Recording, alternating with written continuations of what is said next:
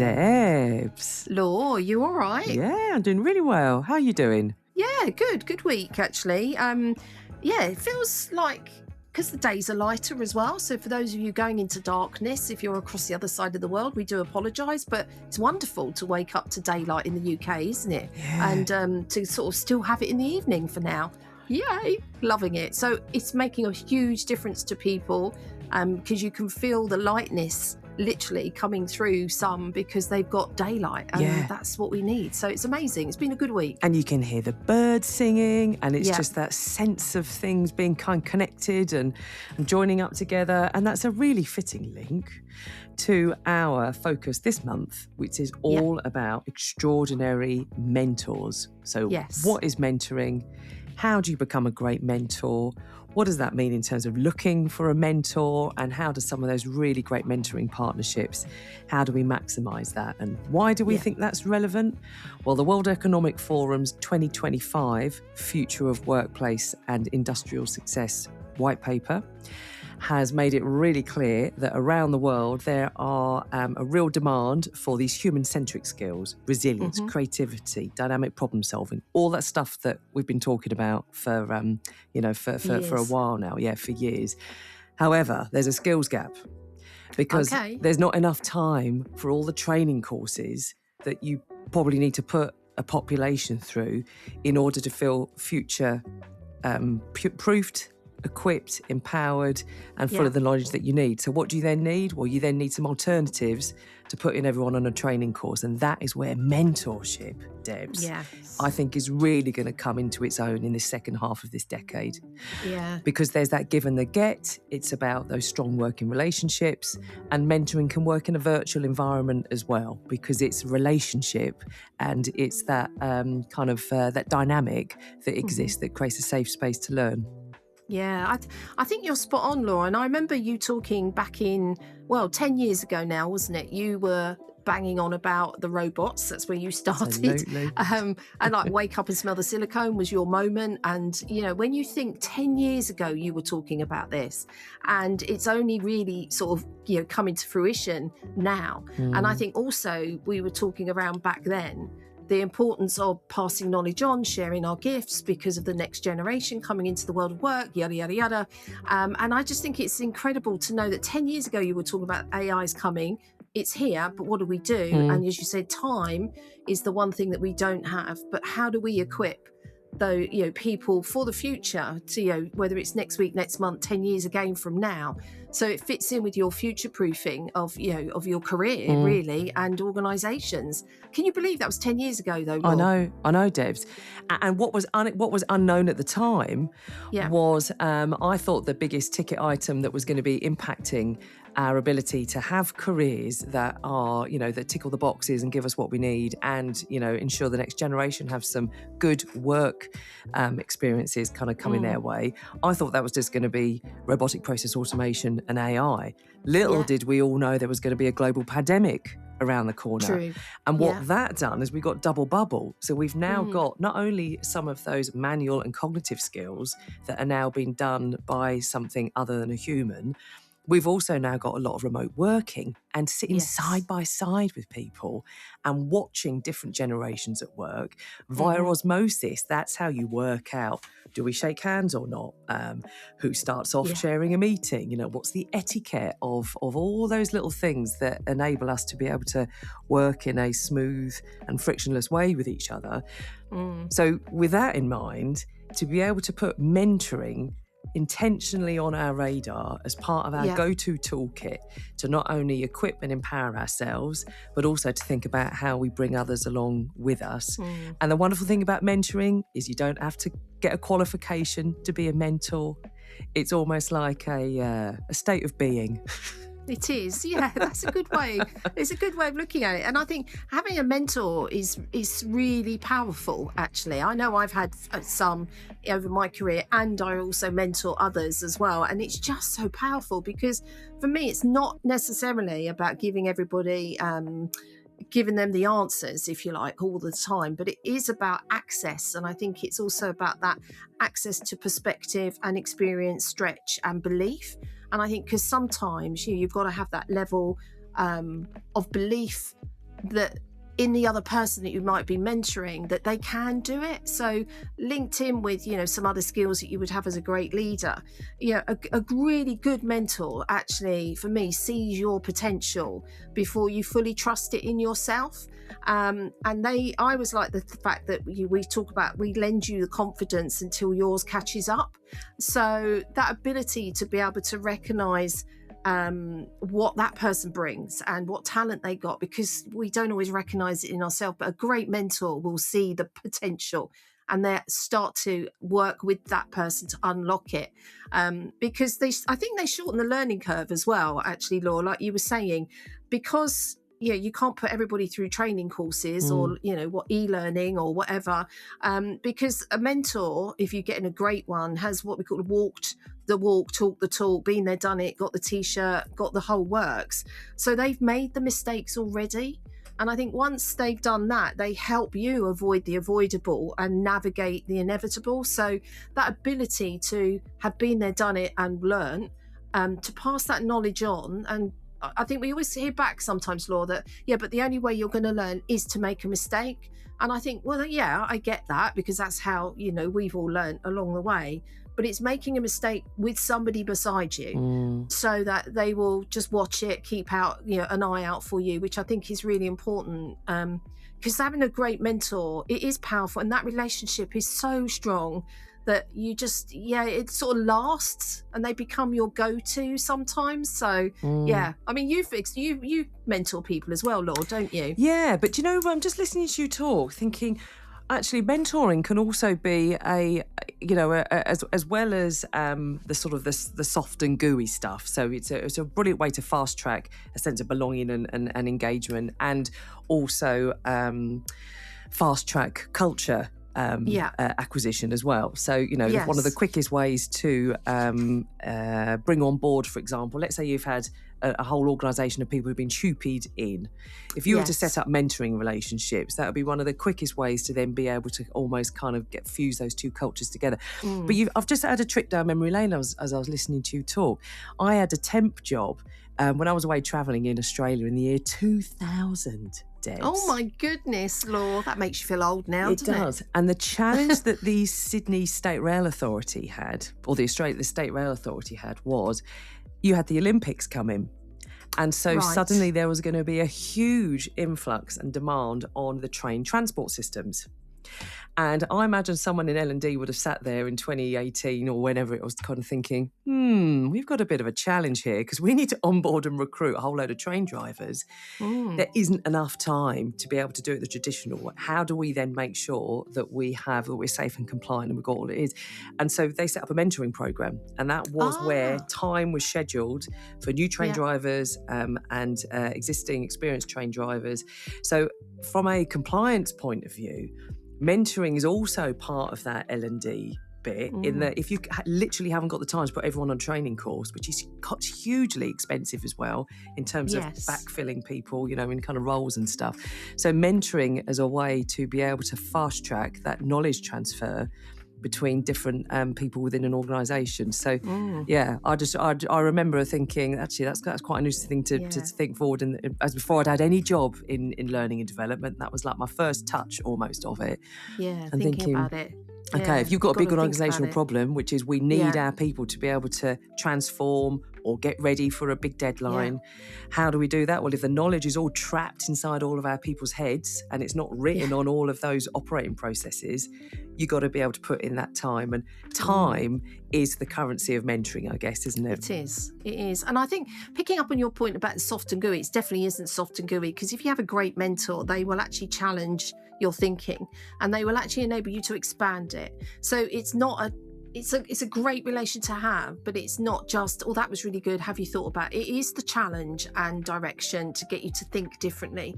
And a great mentor, if you have them, will give you that feedback as you're going along and tell you what they valued you did, and as a suggestion, you could do this, you might like to consider. So they stretch you as well, and they still hold you accountable for it, because we're only accountable for ourselves and our actions. But what they do is they will enable you to learn from that.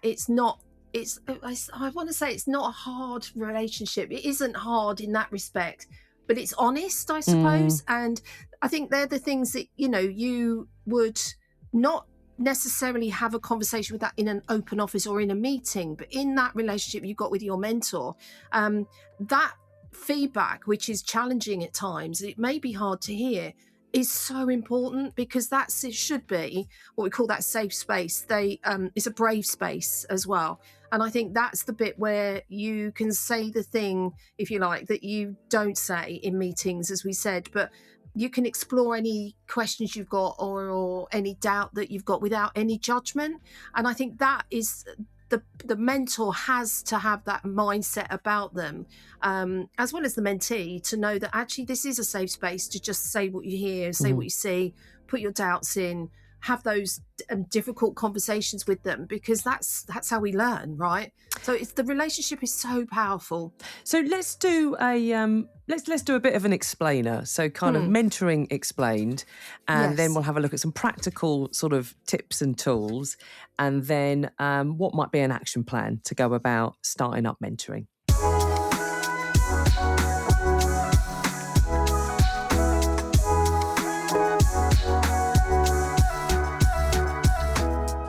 So Debs, here's how I have tended to explain the difference between coaching, training, mentoring. So I'd love to run it past you, see what you think, and add in your thoughts as well, because I think sometimes just being able to work out what's the difference between a coach, a trainer, and a mentor. So here's how I describe it. So if learning is like a vehicle, so it takes you from A to B, your train is your training, is your track of content. And that's where, let's say you needed to equip someone in a way of working, that would be where you take them through and instruct them and train them on a track of information. And the conversations ratio is probably 70% you as the trainer talking, and 30% is your learner kind of, checking in, checking understanding. That's your training. Then you've got your coach, which is like the vehicle of a coach. It can go out on the open road, it can go left, it can go right, it can go backwards, it can go forwards, whereas a train can only go forwards on a track of info. So a coach is much more question-led, and it's helping someone arrive at their own thinking between, I'm at A and I want to get to B. And so that talking ratio probably flips, where if you're in coach mode, you're speaking 30% of the time, and your coach, she is speaking 70% of the time. Yeah. And then mentoring is you're in the car together and you are almost telling them examples of, well, this is what worked for me. Or when I was in that particular situation, these are the things that helped me. And then you might then get back into your coach mode to then say, what do you think you could try? So that mentoring is almost, let me share with you and give you advice on the things that have either worked for me in my career so far or what I've seen has helped other people. So it's back to that sort of telling, but it's more sharing info in more of a discussion-based way. And then you'd nail it with a coaching question at the end to get a bit of commitment. Yeah, no, definitely. So how's that work? Does that sound like as an explainer? Yeah, I think that breaks it down really, really well. What I love is that mentor, like you telling, but then you're asking. So you're moving along the coaching continuum really quickly. But with a mentor, it goes backwards and forwards, which is the difference. So it's like a two-way, whatever you want to call it. It can go back and forwards. But I think it's the ability that actually recognizing what that person wants as well. And I think a lot of people say, well, we're going to give you a mentor, and you go, great, okay, well, what do I want in my mentor? How do I go about getting one? What do I know if they're good or not? And it can be a really tricky time, because some organizations allocate you a mentor. So that mentor has to be I always think, super knowledgeable, has the company at their heart, is wanting the company to survive and prolong its existence. It's not one of these people that might be like a bit old seen it, done it. Oh, here we go again. What's jaded. The point of that? You don't want a jaded mentor. I don't want a jaded. I couldn't think. You definitely don't want a jaded mentor. But you need to really consider, how do I go about getting that person, and what are some of the questions that you can ask of a potential mentor, just to see if you can align. If you have that opportunity, if you're allocated a mentor, you can still ask them the questions, because you have to build the relationship first. You have to know a bit about them. They have to know a bit about you, because it becomes that two-way conversation going through. But bearing in mind that the mentor isn't the only one, as you said, talking at them. It's very much a two-way conversation with that mentoring piece. This is what I did when, and then flipping it into, so what do you think? What will you take away from that? How might you approach it? And I think it flips between coach, mentor. You're not going to go, all right, go ahead and do that, knowing it's going to be wrong. I think the mentor can also step in and go, actually, before you go ahead and do that, let's just talk around some of the pitfalls that might do. So it sort of goes in between the two, because, you've got to keep that person safe.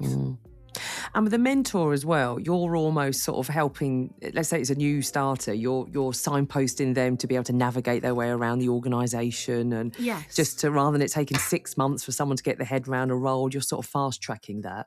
I know on each one of our other 3 episodes in this mini series around mentoring, we're going to take a bit of a deeper dive in each bit. But I think it would just be really handy right now to get your thoughts on how to ensure, so if mentoring is all about that relationship and that space to be able to learn and develop and ask those questions that you might not want to your line manager, for example, how does one ensure it doesn't slip into counselling and taking too much responsibility away from that mentee? So and I imagine we'll go into a bit more detail of this when we look at some practical things in later episodes, but just a light touch now, sort of, Debs, what in your experience, what are some things that just help keep it a professional mentoring relationship without it becoming a bit too murky? Yeah, I think it's definitely the bit around, you're not there to fix them.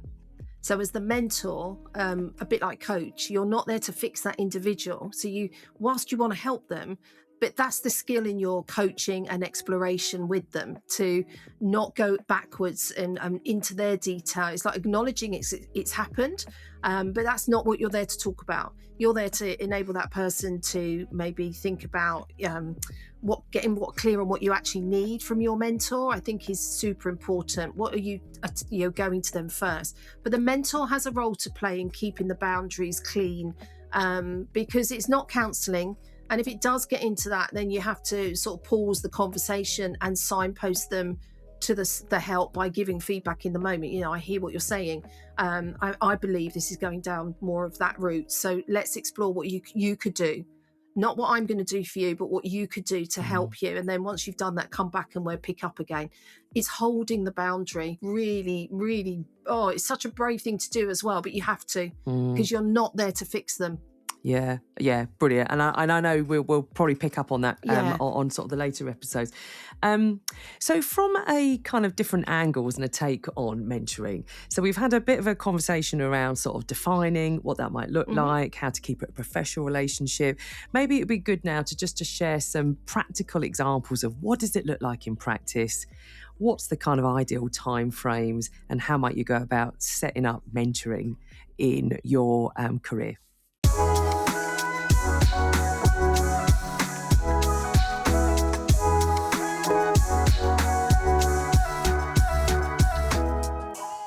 So, Debs, in your experience, what's the average frequency, duration? I mean, I know, like a lot of other things that happen in relationships, it's different things work for different people. But if there were to be a kind of a template to aspire to for anyone listening for whom mentoring is a brand new thing that they hadn't actually, had a go of before, haven't experienced. So, what are some of the things that you've seen out there? That's such a good question. It depends on where the person is in their career, what they're actually looking for, what their need is. When you're thinking about, is it about they're looking for more confidence or leadership or career navigation? Somebody might be looking for building their visibility and their resilience, the politics or things like that, or might be moving sector. So it's looking for what it is that you need from your mentor. And depending on what it is, I've seen it last 3 months, that relationship. I've also seen it last 2 years over a career track. So, people have been given their own personal development plan they've been allocated a mentor that's going to help them get to that promotion. So that's taken a little bit longer. When it's around resilience or well-being or confidence, that doesn't change overnight either. So it's again agreeing how often you meet, how long for, and finding out what it is you feel is right. So I can't answer whether yes, it's definitely 3 months. It should be 3 months, if not longer. If it's a week, really, you can't get much done. But what happens is the more you have a relationship with a mentor, and you might get a different mentor, because you've already experienced it, you know what to expect. So that might shorten the time that you have with an individual mentoring mentee, because they've already experienced having a great mentor. It shouldn't go on for years and years and years. Ideally, it should be that, right, what do you need right now? I need to navigate into my next leadership role. Okay, what's your time frame? It's my time frame is 12 months. Okay, I can work with you during that period of time to get you where you want to get to. So again, it's agreeing what the need is really, first of all. And it shouldn't be less. Normally, I've seen not less than 3 months. So the person that I mentor, so she had tapped me up for a conversation after a virtual session that we'd ran right in the midst of the pandemic. And that lovely phrase, when the student is ready, the teacher will come. And it just, I think it just got her thinking of, right, actually, I think I'm waking up. I think I want to take control of my career. That was basically, I think, the wake up then that she had, and that was quite a while ago actually. And it's sort of a bit like when she needs a bit of extra thought, like, do I stay or do I go? Typically, that's when then we re-engage again, because she's like, and then because there's then almost that ongoing relationship, I can hold the mirror up and I can challenge and say, but do you remember that weird toxic relationship you had before? Yes, exactly. Make sure your boundaries are okay, and so it's and of course we've then gone on to have quite a friendly, amiable relationship. I mean, that's how I like to work anyway. So it's a joy to mentor her. And I think that's the thing that I would say, if mentoring isn't on your radar, number one, the World Economic Forum is clearly signposting. We've got huge skill gaps around the globe. How do you close that? You've got to be able to create close working relationships where you've got that knowledge and that skill and that language exchange. What's the best way to do that when everyone's busy? You put in quality time, you call it mentoring, and it puts almost a formality around it. So it's not going to be a chat you're going to cancel. So if mentoring isn't, when we got some time, we'll have a catch-up meeting, because a decade will pass. There'll never be enough time. So putting it in and diarising it. And the other benefit, I think also, Lord, just on before you go on to the other benefit, the fact that you have that relationship, as we were saying, that person will come back to you 2 years from now because they trust you, and therefore you helped them before. So why would they not come back to a trusted source and engage in a conversation again? But again, you might not see them again for 9 months, a year, 2 years, and I think that's what a mentor relationship gives you. It's a relationship that you can tap into with, no strings attached type thing. Yes. And I've certainly seen that when I colleagues with benefits. Colleagues with benefits. Not so sure about that one, but anyway, I remember mentoring some young people way back when, and they must be in their 30s. Yeah, they're in their 30s now. So it's a long time ago when they were at school to now.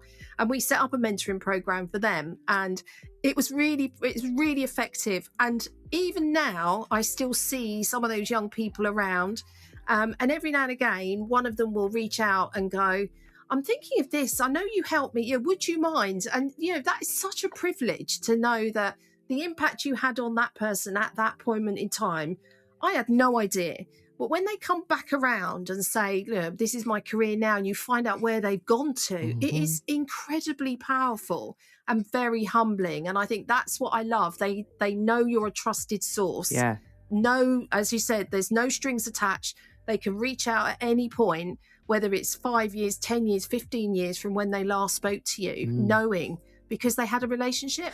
And Debs, that was the benefit of the second benefit I was going to say, is that it's a joy to mentor. Yeah, what a privilege. How flattering for someone to say, actually, I'd really trust your opinion on this. can you mentor me? I mean, who wouldn't want to be asked with that? Yes, it might take time, but if you've clearly contracted it, then it's an addition to you as well, because guess what? Yeah. You learn as much advice that you impart. And so I would say for anyone listening, if you're thinking, actually, I think it'd be really useful for me to have a mentor. I need a colleague with benefits, and actually, rather than feeling like I've got to be guilty, it's a two-way benefit, Yes, because it it is. benefits the mentor as much as the mentee. And I'm so looking forward to the deeper dives we're going to do in the remaining 3 episodes of this 4-part mini-series looking at extraordinary mentorship. So where this is the explainer, what is it? What does it look like? How does it work? Just getting some of those key topics out there. We're then going to be looking at specifically around early career mentoring, so how to unlock talent quickly. How to be an extraordinary mentor, so skills and tips and strategies and language for being a great mentor. And then taking a bigger picture perspective, how do we future-proof our industries via a culture of mentoring? So what does that look like from an organisational perspective? So I'm really looking forward to that. We're going to mix it up, bring a bit of a creative vibe to how we're going to go about it as well. So it won't just be our voices. We're going to really mix this up on this mini-series. Oh, I can't wait, because it's such an important thing. And you've highlighted that at the very beginning, that this is one of the human-centric skills, but actually it gives you the human edge, right? So I think, why would you not invest in a mentoring program for your people if you want them to stay and grow and develop and, be great. Yeah. And I think that sort of leads into my call to action, Law, especially when we're talking about the confidence. Confidence might be an inside job, but growth is rarely a solo act. So I would say go and find your mentor or become one, and make sure you find the right one for you. Oh, love it, Debs. And my share the secret would be where mentoring doesn't cost any money, there's no qualification, you don't need to book a big training room or a conference venue. What it requires is willingness. Yes. So how do we create an environment where people can be bothered to mentor? And I'd sort of say, if I were to be really harsh, well, if you want to have some kind of pension payout from your organisation, that's the long-term win, because I think you're right. If we are not equipping the future of an organisation or an industry to be able to have the skills equipped, so getting that sweet spot of all of the new tech, but also all of that existing wisdom that sits inside the organisation already, then that's the ultimate kind of benefit of mentoring. So share the secret. Pass this on to someone that you think, do you know what? I think there's opportunity to mix things up a little bit. Learning and development isn't just e-learning, going on a training course, listening to static info. It's the sharing of that information or that tacit knowledge via conversation and putting a bit of a formula to it. So, I love it. Debs, I can't wait to, we're going to be going out and about and getting snippets and voices and insights. Yeah. So it's going to be really inspiring, I think, to listen to the realities and the practicalities underpinning extraordinary mentorship. Yeah, definitely. So looking forward to it, Law. And in the meantime, have a great week, won't you? Oh, you too. And I'll see you on the next one. Yay! Love you. Love you. Bye. We hope you've enjoyed this podcast. We'd love to hear from you. Email us at contact@secretsfromacoach.com or follow us on Insta or Facebook. If you're a Spotify listener, give us a rating, as it's easier for people to find us. And if you want to know more, visit our website, www.secretsfromacoach.com, and sign up for our newsletter. Here to cheer you on and help you thrive in the ever-changing world of work.